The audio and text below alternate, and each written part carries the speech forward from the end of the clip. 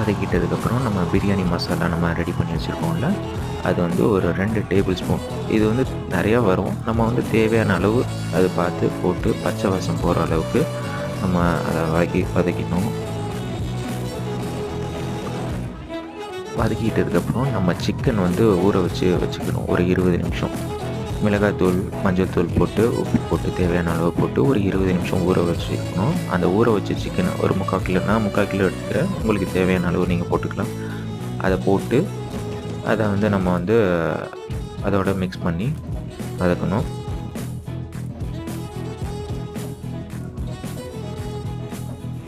அதுக்கப்புறம் பார்த்திங்கன்னா தேவையான அளவு தண்ணி. நான் வந்து